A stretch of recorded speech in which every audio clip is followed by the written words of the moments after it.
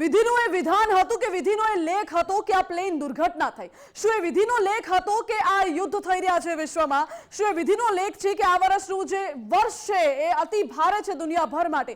આ બધા જ સવાલો છે. આ વચ્ચે પ્લેન દુર્ઘટનાની જ્યારે સૌથી પહેલા વાત કરી લઈએ તો આ દર્દનાક દુર્ઘટનાનો ડીએનએ ટેસ્ટ હવે થઈ રહ્યો છે. વિધિના લેખ અને નિયતિનો આ ખેલ તો જુઓ કે કોઈ 15 દિવસ માટે માત્ર ભારત આવ્યું હતું, જ્યારે કોઈ જન્મદિવસની ઉજવણી કરવા માટે લંડન જઈ રહ્યું હતું. શું ખબર હતી, કોને ખબર હતી કે જીવનની આ પ્રથમ ફ્લાઇટ બની જશે અંતિમ ફ્લાઇટ? કોઈ પતિને મળવા જઈ રહ્યું હતું લંડન, તો કોઈનો લંડનમાં કાયમી શિફ્ટ થવાનો પ્લાન હતો. જિંદગી બેવફા છે, મોત શાશ્વત છે, પરંતુ પ્લેન ક્રેશનો આ હૃદયદ્રાવક સ્ટડી રિપોર્ટ સામે આવ્યો છે. એક બાદ એક જે દ્રશ્યો, એક બાદ એક જે રિપોર્ટ્સ, જે કેસ સ્ટડી સામે આવી રહ્યા છે તે ચોંકાવનારા છે. કોઈને લંડન જવું નહોતું, પરંતુ છતાં પણ કોઈ પ્રસંગ સાચવવા માટે લંડન જઈ રહ્યા હતા. પરંતુ સાથે સાથે કોઈકને જવું હતું અને ફ્લાઇટ મિસ થઈ ગઈ ટ્રાફિકના કારણે, કોઈ જઈ ન શક્યા, અને આ બધા જ કારણોના કારણે આ દુર્ઘટના બની અને કેટલાય આમાં જીવ ગુમાવવાનો વારો આવ્યો છે. જે દ્રશ્યો આપને દેખાડી રહ્યા છે, અંકલેશ્વરની ભૂમિ ચૌહાણનો ટ્રાફિકના કારણે જીવ બચી ગયો. 10 મિનિટ ભૂમિ મોડી પડી અને ભૂમિનો જીવ બચી ગયો.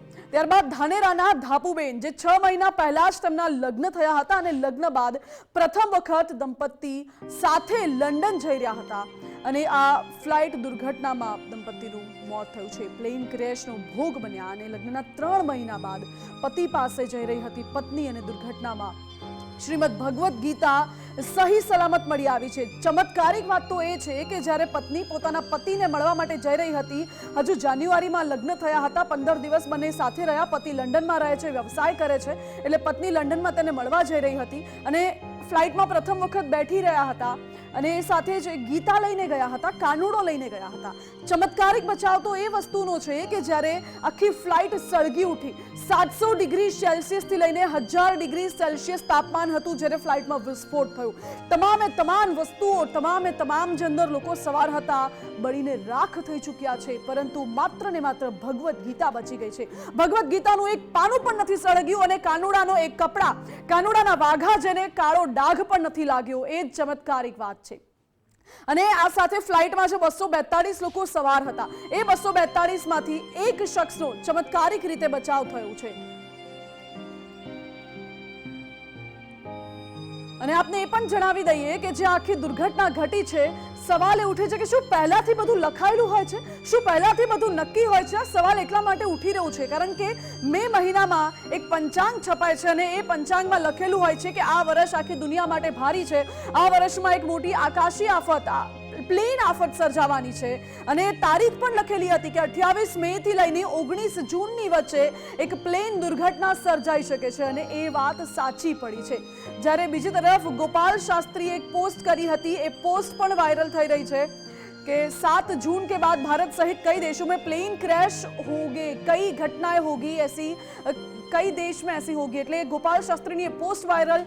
એસ્ટ્રો શર્મિષ્ઠાની પોસ્ટ પણ અત્યારે ચર્ચામાં છે. ટ્વિટર પર તેમણે પોસ્ટ કરી હતી. આ સાથે જયપ્રકાશ માઢકે જે આગાહી કરી હતી, જે આશંકાઓ વ્યક્ત કરી હતી, એ તમામ આશંકાઓ અત્યારે સાચી પડતી દેખાઈ આવે છે. આ બધા જ દ્રશ્યોને જોતા સવાલ એ ઉઠે છે કે શું બધું વિધિનું વિધાન છે? શું બધું લખેલું હોય છે? અને જો બધું નિશ્ચિત જ છે, પહેલાથી ખબર જ હતી, તો પછી એના બચવાના બી તો કંઈક ઉપાય હોતા હશે. કારણ કે જ્યોતિષ શાસ્ત્રમાં તો એવું પણ કહેવાય છે કે દરેક તાળાની એક ચાવી હોય છે, અને એ જ ચાવી કઈ ચાવી હશે એ પણ સવાલ ઉઠી રહ્યો છે. કારણ કે જે પંચાંગ સામે આવ્યું છે, મે મહિનામાં આ પંચાંગ છપાયું હતું, અને એ પંચાંગમાં એવું લખેલું છે કે 28 મે થી લઈને 19 જૂનની વચ્ચે એક પ્લેન દુર્ઘટના સર્જાઈ શકે છે. જો કે આ પંચાંગ ભલે ઉત્તર ભારતનું હોય, હિન્દીમાં લખાણ લખવામાં આવ્યું છે, પરંતુ 19 જૂન દરમિયાન, 28 મે થી 19 જૂન દરમિયાન કોઈ દુર્ઘટના સર્જાઈ શકે છે, અને એ પ્લેન દુર્ઘટના સર્જાઈ ગઈ. 270 કરતા વધુ લોકોના મૃત્યુ થયા છે. મૃત્યુનો આંકડો હજુ પણ વધી શકે છે. અને એટલી ગંભીર, અમદાવાદના ઇતિહાસની આ પ્રથમ એવી ગંભીર પ્લેન દુર્ઘટના સર્જાઈ છે જે દેશ ક્યારેય નહીં ભૂલી શકે.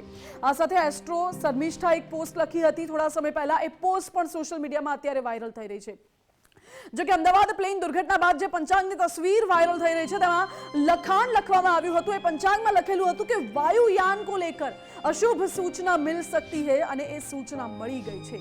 वायुयान पतन स्थल पर तनाव की स्थिति उत्पन्न हो सकती है એવું લખેલું હતું અને આ પંચાંગ મે મહિનામાં છપાયેલું હતું જેમાં જૂનની દુર્ઘટના તરફ ઈશારો પણ કરેલો હતો। લખેલું હતું આ પંચાંગમાં કે 28મી મે થી લઈને 19 જૂન સુધીમાં દુર્ઘટના થશે। પંચાંગ અને શાસ્ત્રની શક્તિ પર હવે લોકો ચર્ચાઓ કરી રહ્યા છે। પંચાંગના આધારે જ ઘણા તજજ્ઞોએ ભવિષ્યવાણી પણ કરી હતી અને પોતે કરેલી ભવિષ્યવાણીની પોસ્ટ અત્યારે સોશિયલ મીડિયામાં ઘણા તજજ્ઞો શેર પણ કરી રહ્યા છે। આ સાથે જ જ્યોતિષ શાસ્ત્રી જયપ્રકાશ માઢકની વાણી પણ સાચી પડી છે। જ્યોતિષ શાસ્ત્રી જયપ્રકાશ માઢકે ગુજરાત ફર્સ્ટ પર આશંકા વ્યક્ત કરી હતી। ગુજરાત ફર્સ્ટ પર ભવિષ્યવાણી તેમણે કરી હતી અને કહ્યું હતું કે 9 મે 2025ના રોજ તેમણે આગાહી કરી અને 7મી જૂનથી સિંહ રાશિમાં શનિ મંગળનો ષડાષ્ટક યોગ થશે અને શનિ મંગળનો ષડાષ્ટક યોગ 29 જુલાઈ સુધી રહેશે।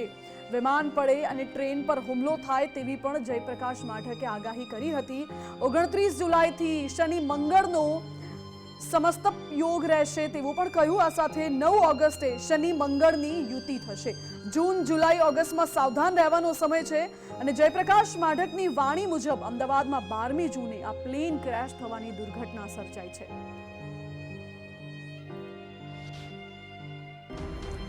7મી જૂનથી મંગળ જે યુદ્ધનો ગ્રહ કે દેવતા ગણાય છે એ અગ્નિ રાશિ સિંહમાં આવશે। એમાં આવશે એટલે શનિ મંગળનો ષડાષ્ટક યોગ થશે।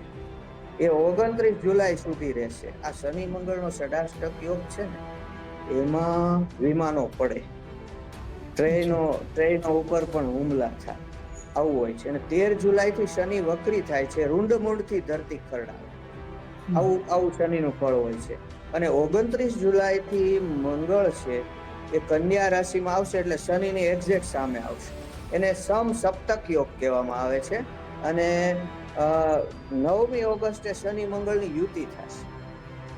તો આવા બધા ગ્રહો જે છે એ બધા ગ્રહો એવું બતાવે છે કે જૂન, જુલાઈ અને ઓગસ્ટ એની અંદર દુનિયાની અંદર અને દેશમાં, દેશ અને દુનિયામાં, દેશ કે દુનિયામાં ભૂકંપ, હવાઈ મોટા અકસ્માતો, વિમાનોનું નીચે પડવું અને યુદ્ધ જેવી પરિસ્થિતિ છે એ જોવા મળશે। એટલે આવી જે સ્ફોટક પરિસ્થિતિ ગ્રહો જે છે એ દેશ અને દુનિયામાં આવા કામ કરી રહ્યા છે।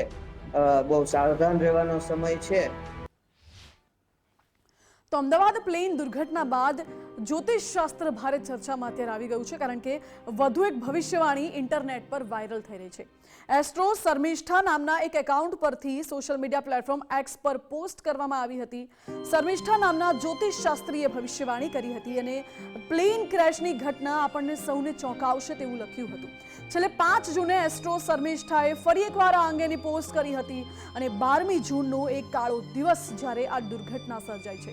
પ્લેન ટેક ઓફ થાય છે અને ટેક ઓફ થયાની માત્ર 2 થી 3 મિનિટની અંદર પ્લેન ક્રેશ થઈ જાય છે અને જ્યોતિષ શાસ્ત્રમાં તો એવું પણ કહેવામાં આવ્યું હતું કે પ્લેન ક્રેશ થશે ત્યારે એરપોર્ટ અને હોસ્પિટલની નજીક જ પ્લેન ક્રેશ થવાની દુર્ઘટના સર્જાશે અને આ પ્લેન ક્રેશની દુર્ઘટના એટલી ગંભીર હશે કે તે વિશ્વભરને ચોંકાવશે અને આ દુર્ઘટનાએ વિશ્વભરને ચોંકાવી છે કારણ કે લંડન જઈ રહી હતી આ ફ્લાઇટ જેમાં વિદેશી નાગરિકો પણ સવાર હતા। 242માંથી 169 ભારતીયો હતા જ્યારે કેટલાક વિદેશી નાગરિકો, પોર્ટુગીઝ, બ્રિટિશ નાગરિકો પણ આ ફ્લાઇટમાં સવાર હતા અને તમામના મૃત્યુ નિપજ્યા છે। માત્ર એક વ્યક્તિનો ચમત્કારિક રીતે બચાવ થયો છે। આ દુર્ઘટનાએ સૌને ચોંકાવી છે પરંતુ આ દુર્ઘટનાની સાથે જ્યોતિષ શાસ્ત્રી વિશે અત્યારે ચર્ચાઓ પણ ચાલી રહી છે કારણ કે જ્યોતિષ શસ્ત્ર અને શાસ્ત્ર આપણા જે શાસ્ત્રો છે તેમાં ઘણી બધી વસ્તુ પહેલાથી લખવામાં આવે છે પરંતુ આજકાલના ડિજિટલ યુગમાં, આજકાલની ટેકનોલોજીમાં લોકો ઘણી વખત નજરઅંદાજ કરે છે, આંખ આડા કાન કરે છે અને વિશ્વાસ નથી, હું માનતો નથી એવી બધી વાતો કરે છે। પરંતુ અહીં આ સાબિત થઈ ગયું છે ફરી એકવાર કે જ્યોતિષ શાસ્ત્ર હજુ પણ અસ્તિત્વમાં છે અને ભારતની જે પરંપરા છે, ભારતનું જે ટ્રેડિશન છે તે હજુ પણ યથાવત અહીં જોવા મળે છે કારણ કે ઘણા બધા જ્યોતિષ શાસ્ત્રોએ પહેલાથી જ આગાહી કરી હતી, આશંકાઓ વ્યક્ત કરી હતી અને સોશિયલ મીડિયાની એ પોસ્ટ જે આજની નથી, જે આ દુર્ઘટના ઘટી એના ઘણા દિવસો પહેલાની એ પોસ્ટ હતી અને આ પોસ્ટ આજના સમયમાં વાયરલ થઈ રહી છે કારણ કે ભવિષ્યવાણી આજે સાચી પડી છે। 12 જૂનનો એ સમય હતો જ્યારે આ દુર્ઘટના સર્જાઈ અને અનેક લોકોની જિંદગી હોમાઈ ગઈ। મારી સાથે આ જ મુદ્દે આપણે વાત કરવી છે, જ્યોતિષ શાસ્ત્ર વિશે વાત કરવી છે, ન્યુમેરોલોજી વિશે વાત કરવી છે. મારી સાથે અત્યારે ગેસ્ટ પેનલમાં ગુજરાત ફર્સ્ટના સ્ટુડિયોમાં ઉપસ્થિત છે વિશ્રુતા ત્રિવેદી, જે સ્પિરિચ્યુઅલ રિસર્ચર છે. આ સાથે શ્રી મિલન ગોર છે, જે એસ્ટ્રોલોજર અને વાસ્તુ એક્સપર્ટ છે.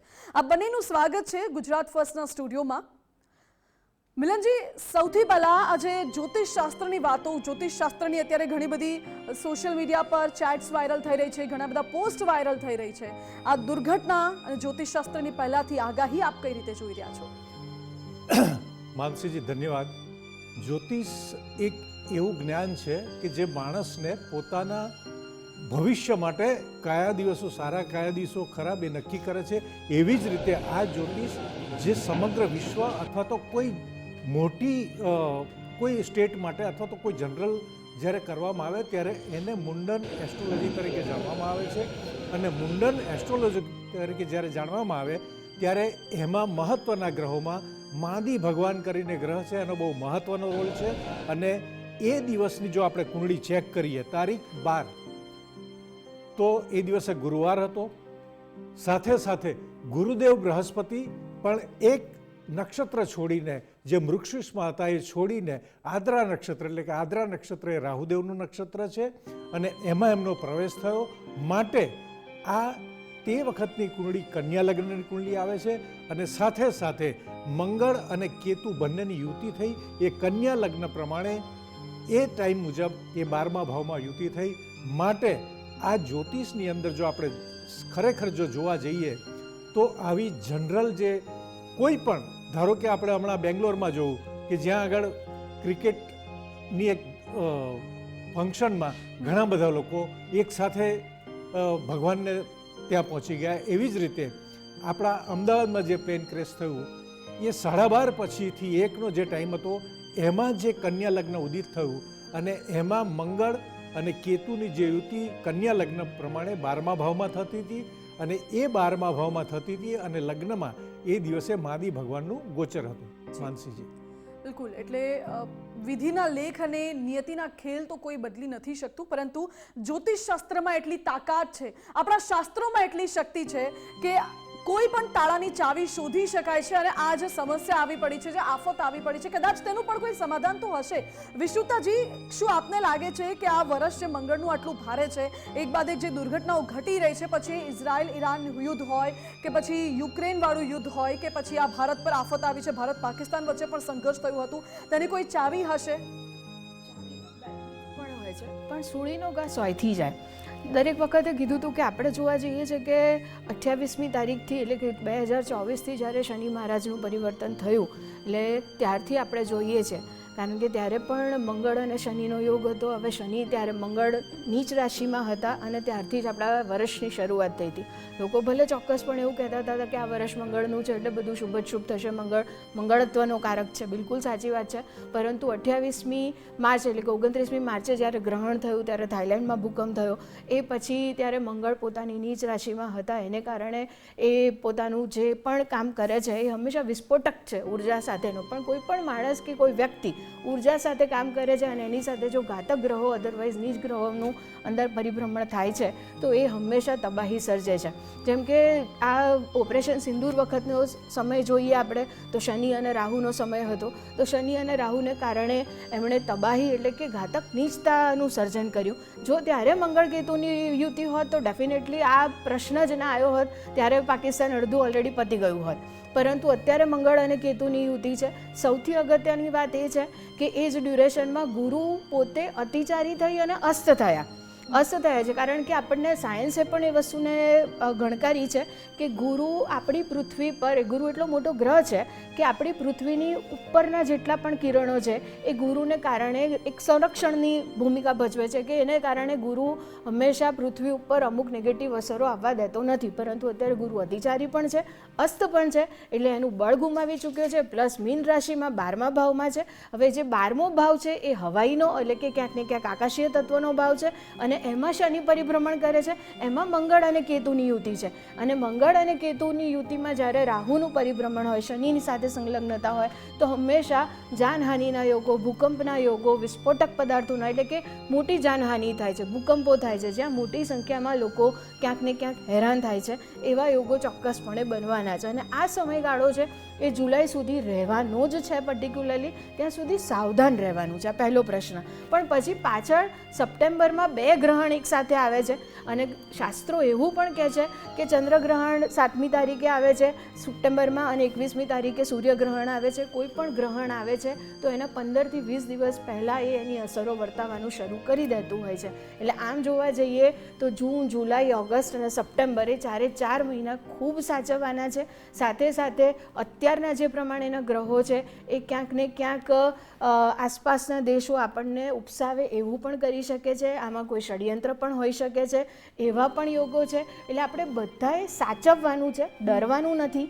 હું એવું બિલકુલ નથી કહેતી કે અત્યારે મંગળ કેતુ છે એટલે વિસ્ફોટો થવાના છે, અધરવાઇઝ ભૂકંપ આવવાનો છે, કાં તો કોઈક મોટી જાનહાનિ થવાની છે, કાં તો આ થવાનું છે. હા, એટલું છે કે માનસિક રીતે સ્થિર થઈ અને ઈશ્વરને અને ક્યાંક ને ક્યાંક પોતાની અંદરની અંતરાત્મા સાથે વાત કરી અને સક્ષમ થઈ અને કામ કરવાની વાત છે.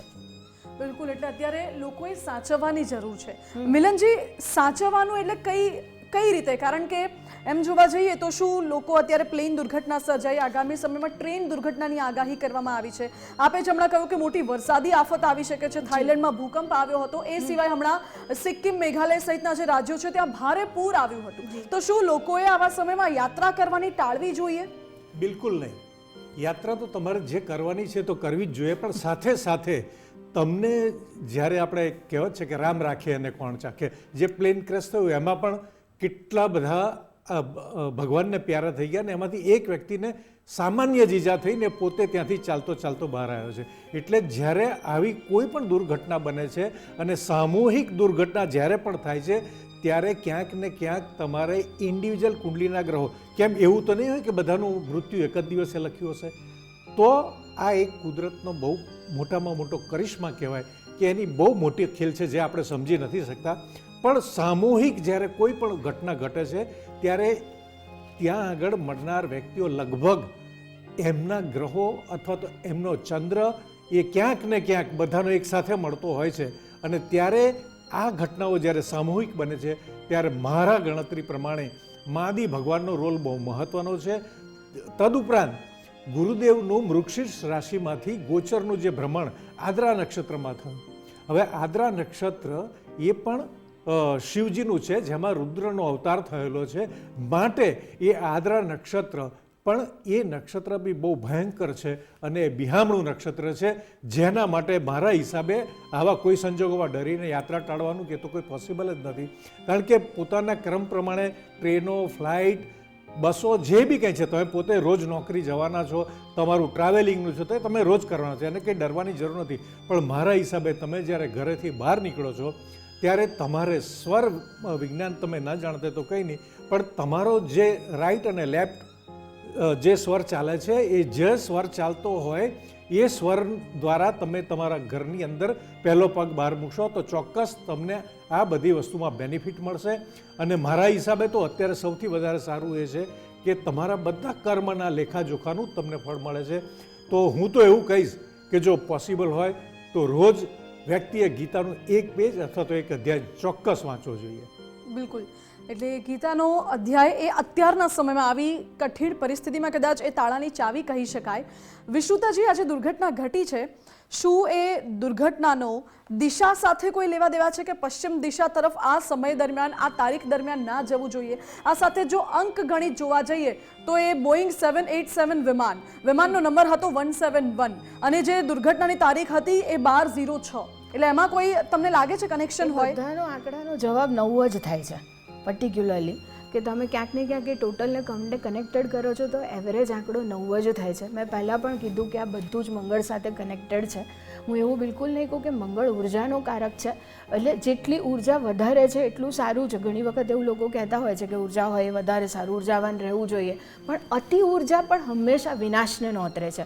એટલે હું એવું કહીશ કે જ્યારે પણ અત્યારે મંગળ કેતુની યુતિ છે, અધરવાઇઝ ક્યાંક ને ક્યાંક શનિ રાહુની કેતુ છે, તો એ ડ્યુરેશનમાં જો આપણે કુંડળી જોતા નથી આવડતી સંભાવ, તો આપણે ક્યાંક કોઈ એક નિયમ બનાવીને ચાલી શકાય છે કે ક્યાંક કોઈક રોજ શિવજીના મંદિરે જઈ શકાય છે, કાં તો હનુમાન ચાલીસાના પાઠ કરી શકાય છે. એમાં કોઈ લોજિક નથી, એમાં કોઈ જ એવું પણ નથી. એટલે કોઈ એવું પણ નહીં કે અમે તો જ્યોતિષમાં માનતા નથી, અમે હંબકમાં માનતા નથી. જે લોકો મને એવું કહેતા હોય છે કે અમે એનર્જીને ગ્રહોને માનતા નથી, પણ સૂર્ય એ ગ્રહ છે, એ બધાએ માન્યું છે. તો સૂર્યમાંથી કિરણો નીકળે છે જે આપણા શરીરને ક્યાંક ને ક્યાંક કનેક્ટ કરે છે, અને એને કારણે જેને આપણે વિટામિન ડી વિજ્ઞાનમાં કહીએ છીએ, અને એને કારણે આપણું શરીર ચાલે છે. તો એવી જ રીતે બાકીના ગ્રહો પણ જે આપણને દેખાતા નથી એ હશે જ અને છે જ, અને એનામાંથી પણ કિરણો નીકળે છે, એ પણ ગોચર કરે છે, અને એ પણ ગોચરને કારણે આપણા શરીર ઉપર અસર કરે છે.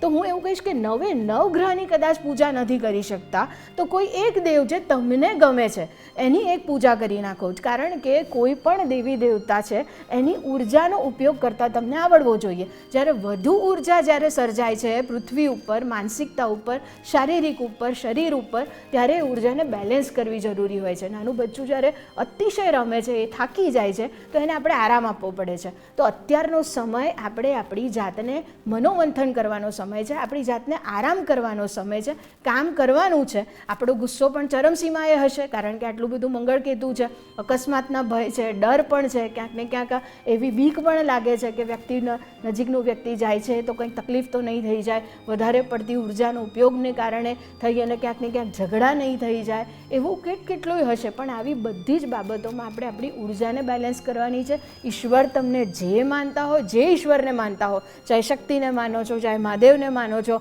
ચાહે તમે કોઈ પણ ધર્મ સાથે કનેક્ટેડ કરો છો, ચાહે આ વિદ્યાને માનો છો કે નથી માનતા, પણ તમે બ્રહ્માંડને તો માનો છો, તો ખાલી એટલું પણ કહીને નીકળશો સવારના દિવસોમાં કે હે બ્રહ્માંડ, સમગ્ર આખા દિવસનો જેટલો પણ મારો ભાર છે એ સંભાળવામાં તું તો મારી મદદ કરજે, મારી રક્ષા કરજે, મારા પરિવારની રક્ષા કરજે, આજનો દિવસ મારો શુભત્વ સાથેનો જાય. આટલું બોલીને પણ જશો ને તો પણ શરીરમાં એક શુભ ઉર્જા સાથે ચોક્કસ દિવસ પસાર થશે જ. જી, અને આટલું ભગવાનને કદાચ પ્રાર્થના કરવાથી આપણો જે ભાર છે, જે બોજો છે માથા પરનો, કે જે સંકટ આવવાના છે કદાચ હળવા થઈ જશે. જેમાં આપણે કહ્યું કે સુડીનો ઘા સોયથી નીકળશે. મિલનજી, હવે આમાં વાસ્તુનો શું રોલ હોઈ શકે છે? કારણ કે જે પંચાંગની તસવીર વાયરલ થઈ રહી છે એ પંચાંગમાં ક્યાંક ને ક્યાંક એવું પણ લખેલું છે કે પશ્ચિમ દિશા તરફ પ્રવાસ આવા સમય દરમિયાન ન કરવો જોઈએ. તો શું આનો વાસ્તુનો કોઈ રોલ કે કનેક્શન હોઈ શકે? મારા હિસાબે વાસ્તુનો રોલ ચોક્કસ હોય છે, કારણ કે આપણા જે પ્લેન ક્રેશ થયું છે અમદાવાદમાં થયું છે. હવે અમદાવાદની રચના જોવા જઈએ તો જ્યાં કેમ્પ હનુમાન અને જ્યાં એરપોર્ટ છે એ આપણા અમદાવાદનો જો સેન્ટર ગણીએ તો ઈશાન ખૂણો ગણાય છે. હવે ત્યાં ઈશાન ખૂણો ગણાય છે તો ક્યાંક ને ક્યાંક આપણા અમદાવાદમાં ઈશાન ખૂણામાં થયો છે. અને જ્યારે અત્યારે ગોચરના ગુરુદેવ આદ્રા નક્ષત્રમાં ભ્રમણ કર્યું તો ક્યાંક ને ક્યાંક ગુરુદેવ પણ વાસ્તુ પ્રમાણે ઈશાન ખૂણાના કારક છે. તમારા ઘરમાં મેલ ચાઇલ્ડ થાય છે, મેળ બાળક થાય છે, એના પણ ગુરુદેવ કારક છે. માટે ગુરુદેવનું જે એમના નેગેટિવ રોલવાળા નક્ષત્રમાં ભ્રમણ થયું, જેથી કરીને આપણા અમદાવાદમાં જે પ્લેન ક્રેશ થયું છે એ ઈશાન ખૂણામાં થયું છે. અને રુદ્ર જે આદ્રા નક્ષત્ર છે એમ એ શિવજીને બહુ પ્રિય છે. વાસ્તુ પ્રમાણે જોઈએ તો ઈશાન ખૂણો પણ શિવજીનો છે, અને એને વાસ્તુમાં પણ એને શીખી નામ આપવામાં આવ્યું છે. અને શીખી એ આપવામાં આવ્યું છે કારણ કે શીખી એટલે શિવજીનું ત્રીજું નેત્ર થાય છે, અને ત્રીજું નેત્રું એટલે આપણે સમજીએ છીએ કે જ્યાં બાણાસુરને અને ભસ્માસુરને ભસ્મ કરી દીધો હતો, અને જ્યારે ત્રીજું નેત્ર ખુલે છે ત્યારે શિવજીની આગળ જે હોય બળીને ભસ્મ થઈ જાય છે. એટલે મારું એવું માનવું છે કે એ ઈશાન ખૂણામાં, અમદાવાદના ઈશાન ખૂણામાં પ્લેન ક્રેશ થયું છે. ત્યાં આગળ વાસ્તુના લોજિક પ્રમાણે જોઈએ, અમદાવાદ પ્રમાણે, તો ઈશાન ખૂણો પણ ગણાય છે. અને ત્યાં આગળ શીખીનું પદ આવે છે. અત્યારે ગોચરના ગુરુદેવનું આદ્રા નક્ષત્રમાં ભ્રમણ પસાર થઈ રહ્યા છે, અને એ ત્રીજા નેત્ર સમાન ત્યાં આગળ પ્લેન ક્રેશ થયું જે બળીને ભસ્મ થઈ ગયું છે. આપણને જોવાની પણ જોવાય નહીં એવી દુર્ઘટના બની છે. જી, આ દુર્ઘટના અકલ્પનીય ઘટી છે. વિશ્રુતાજી, આજે દુર્ઘટના ઘટી છે અને હવે એમાં તમે સ્પિરિચ્યુઅલ રિસર્ચરની સાથે સાથે તમે એનર્જી પણ જોઈ શકો છો, પારખી શકો છો એનર્જી. તો શું હવે આગામી સમયમાં કયા પ્રકારની એનર્જી તમને મળી રહી છે? આગામી સમયમાં કયા પ્રકારની આવી કોઈ દુર્ઘટના સર્જાવાની શક્યતા તમને દેખાઈ રહી છે આ વર્ષ દરમિયાન? આ વર્ષ દરમિયાન સપ્ટેમ્બર ઓક્ટોબર સુધીનો મહિનો હું ચોક્કસપણે કહીશ કે અચાનક એક્સિડન્ટ થવાના યોગો છે. ઘણા બધા લોકોને તમે ગુસ્સો, અમાનસિકતા એટલે કે માનસિક રોગોનું પ્રમાણ છે એ પણ વધી શકે છે, તણાવ વધી શકે છે, કોર્ટ કચેરીના ઝઘડા થઈ શકે છે, ક્યાંક ને ક્યાંક ધનહાનિ થઈ શકે છે. અત્યારે કોઈ નવું રોકાણ પણ ન કરવું જોઈએ. અધરવાઇઝ અત્યારે જેટલા ટીન એજના બચ્ચાઓ છે એમાં પણ અગ્રેસિવનેસનું પ્રમાણ વધી જશે છે. ઘણી વખતે આ વખતે વરસાદમાં અતિવૃષ્ટિ થવાના પણ યોગ છે. ક્યાંક ને ક્યાંક વિશ્વયુદ્ધ પણ પાણીજન્ય રોગો, વિશ્વયુદ્ધ થવાના પણ એનો થોડોક મોડ બદલી જશે કે પહેલાં જેવી રીતે કોરોના હતો એની જગ્યાએ પાણીજન્ય બીમારી પણ આવી શકે છે, એવું પણ થઈ શકે છે. આ બધી જ એવી અસરો છે જે આપણને દેખાશે નહીં, પણ તે છતાં અચાનક ફૂટી નીકળશે, અચાનક આપણે એમાંથી સહન કરવું પડશે. પણ હું એટલું ચોક્કસપણે કહીશ કે આ બધું જ એટલે પણ થઈ રહ્યું છે જે એકોર્ડિંગ ટુ ન્યુમેરોલોજી પ્રમાણે કે અત્યારનો નંબર ચાલે છે 9 નંબર એ મંગળનો છે, એ સાથે શૂન્ય સાથે પણ કનેક્ટેડ છે, એ શિવ સાથે પણ કનેક્ટેડ છે, એ ગણેશ સાથે પણ કનેક્ટેડ છે. એટલે હું એવું કહું છું કે અંત એ જ આરંભ છે કે જ્યારે આપણે દરેક વખતે, હમણાં તમે જોજો કે જ્યારે ઓપરેશન સિંદૂર થયું ત્યારે એની માણસ ઉપર અસર એટલી અદ્ભુત રીતે વર્તાય છે કે જે મળે ને બધા એવું જ કહેતા હતા કે પાકિસ્તાનને પતાવી દેવું જોઈએ, પાકિસ્તાનને મારી નાખવા જોઈએ, પાકિસ્તાનમાં યુદ્ધ કરવું જોઈએ, ફલાણી જગ્યાએ આમ કરવું જોઈએ. પછી પાછો એ જ્યારે મંગળ પોતાની થોડોક શાંત થયો એટલે પાછું બધું સીઝ ફાયર આવી ગયું. હવે ફરીથી મંગળ કેતુ સાથે છે તો ફરીથી એનો એ જ ઉથલો છે કે ભારત પાકિસ્તાનના યુદ્ધોમાં અગ્રેશનનેસ આવી ગઈ છે કે હવે આપણે ફરીથી આ કરી શકીએ. તો એ ષડયંત્રથી પણ એટલે કે વિશ્વાસઘાતથી પણ બચવાનું છે. ક્યાંક ને ક્યાંક આ સમયગાળામાં હું એવું કહીશ કે માનસિક રીતે સ્થિર હોવાની સાથે સાથે આપણે 24/7 તૈયાર પણ રહેવાનું છે અને જોડે જોડે આપણે પોતે પણ વ્યક્તિગત રીતે કે અધરવાઇઝ દેશના નાગરિક તરીકે પણ દેશને એક ભાગ આપવાનો છે કે બધું જ સરકાર કરશે એનું અનિવાર્ય એટલે એવું જરૂરી નથી. કારણ કે આ ક્યાંક ને ક્યાંક એવું છે જે બધાને બધી જ ખબર છે એમ, અને આવું થવાનું છે પણ ખબર છે, બધાને ખબર છે કે અત્યારે કળિયુગ બહુ જ વધી ગયો છે એટલે જો આ બધી ઘટનાઓ થાય છે ઉપરવાળો મહેરબાન છે જોને એકસાથે બધાને એકસાથે લે છે, અધરવાઇઝ એકસાથે પબ્લિકમાં લે છે. પણ આવું કેમ કરે છે? એનું કારણ શું છે? લોકો હમણાં તો એવું પણ કહે છે કે કલ્કી અવતાર લેવો જોઈએ, પણ એવું નથી. It's all about the balancing. 9 નંબર છે એ બેલેન્સનો પણ કારક છે, મંગળ એ સેનાપતિનો પણ કારક છે. એટલે સેનાપતિ કામ એ કરે છે કે જ્યારે એ વિશ્વમાં, દેશમાં, પ્રજામાં જ્યારે અધિપત્ય એટલે કે અધો જાણે ક્યાંક ને ક્યાંક બહુ વધી ગયું હોય એનું અંત કરશે, અને અંત કરશે તો જ એ નવો પ્રારંભ થશે. અને એટલા માટે જેમ કે સરે કીધું એ બધું આદ્રા નક્ષત્રમાં થયું, શિવ સાથે કનેક્ટેડ થયું, એ શીખી સાથે કનેક્ટેડ થયું, ઈશાન ખૂણો છે એ દેવનો ખૂણો છે. એટલે દેવ પોતે જ ઈચ્છે છે કે જ્યારે હું બેલેન્સ કરીશ, કારણ કે અતિ આવશે તો પછી બધું જ આવશે. બેલેન્સિંગની પ્રક્રિયા થઈ રહી છે એવું માની શકાય. અને આ વર્ષ પણ એ જ પ્રકારનું હોઈ શકે છે. બેલેન્સિંગનું વર્ષ છે આ વર્ષ, એ ટ્રાન્સફોર્મેશનનું વર્ષ છે આ વર્ષ. આપણે ભારત દેશ ક્યાંક ને ક્યાંક પોતાની જાતને પુરવાર કરી રહ્યો છે, કારણ કે આ બધાનો પોઝિટિવ પોઈન્ટ એ પણ એક હતો કે આપણે ઓપરેશન સિંદૂર કર્યું ખરું, પણ ઓપરેશન સિંદૂર કર્યા પછી આપણને એમાં સુપર ડુપર સક્સેસ પણ મળી છે. જેટલા લોકો જેટલી વખત અતિનામી થઈ, અધરવાઇઝ વધારે પડતા વાવાઝોડા આવ્યા છે, એટલે હજુ પણ આ વર્ષે જે સંભાવનાઓ આપ કહી રહ્યા છો એમાં આપણે સક્સેસ થવાની છે, બચવાનું છે અને બચવાનું લખાયેલું છે. આપણા પ્રધાનમંત્રી એક નવી દિશા તરફ જશે, એ પ્રસન્નતા તરફ જશે અને એક આપણો જે ભારત વર્ષ જે સુવર્ણ નગરી હતી એ તરફ જ આપણે આગળ વધી રહ્યા છે. જી બિલકુલ. એટલે આ બહુ અંત જ આરંભ છે તમે કહો છો, એ કદાચ એક પોઝિટિવ સંકેત છે લોકો માટે. વિશ્રુતાજી, મિલનજી, આપનો ખૂબ ખૂબ આભાર અમારી સાથે જોડાવા માટે આ ડિબેટમાં. અત્યારે સ્પિરિચ્યુઅલ લીડર્સ અને વાસ્તુશાસ્ત્ર પ્રમાણે જોઈએ કે એસ્ટ્રોલોજી પ્રમાણે જોઈએ તો અંત જ આરંભ છે એવું કહી શકાય, પરંતુ આ વર્ષ પણ ભારે છે એટલે ભગવાનની આરાધના કરવી અને મન શાંત રાખવું એ સૌથી સારો ઉપાય અત્યારે માનવામાં આવી રહ્યો છે. આ સાથે જ બુલેટિનમાં અત્યારે બસ આટલું જ. આવા જ વધુ સમાચાર અને અપડેટ્સ માટે આપ જોતા રહો ગુજરાત ફર્સ્ટ.